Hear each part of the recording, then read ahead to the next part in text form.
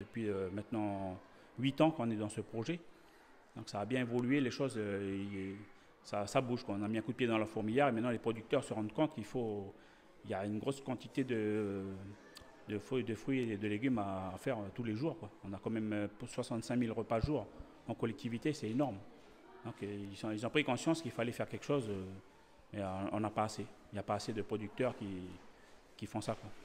Par contre, quand on fait un poulet frites ou des steaks frites, là on est les meilleurs cuistots du monde, c'est clair, hein, qu'il n'y a pas photo, quoi.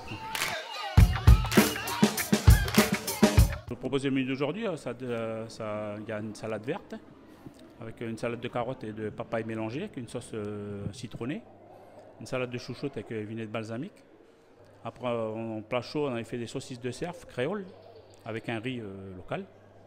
Et en dessert, une glace au taro. Mais dans l'ensemble, voilà, il y a beaucoup en entrée, ils ont le choix. En entrée, déjà, c'est assez équilibré en entrée. Et après, dessert, sinon, il y a des fruits aussi locaux, hein, orange, mandarine, pastèque. Ça passe bien aussi, quoi. Au moment qu'on parle légumes, ils tirent un peu la tronche. C'est pas évident.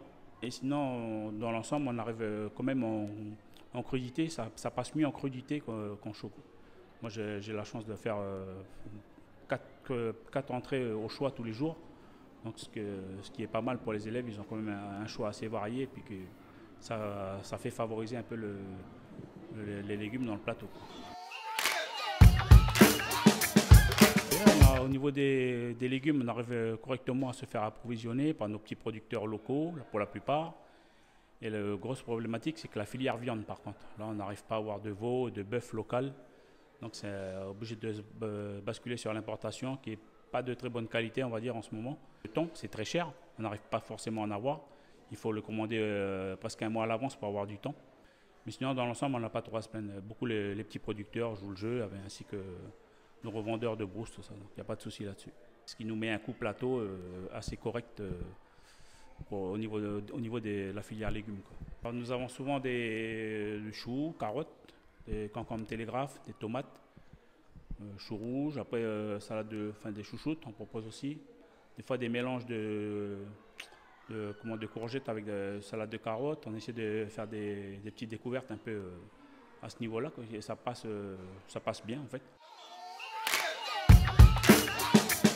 On arrive maintenant à avoir beaucoup de produits qui font pour nous en collectivité des produits de deuxième gamme, qui n'arrivent pas trop à vendre pour les grandes surfaces, on va dire.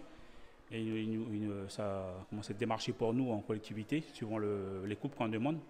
Mais il y a un gros effort qui a été fait déjà depuis maintenant 8 ans qu'on est dans ce projet. Donc ça a bien évolué, les choses, ça bouge, quoi. On a mis un coup de pied dans la fourmilière et maintenant les producteurs se rendent compte il y a une grosse quantité de fruits et de légumes à faire tous les jours, quoi. On a quand même 65 000 repas jour en collectivité, c'est énorme. Donc ils ont pris conscience qu'il fallait faire quelque chose, mais on n'a pas assez. Il n'y a pas assez de producteurs qui font ça, quoi.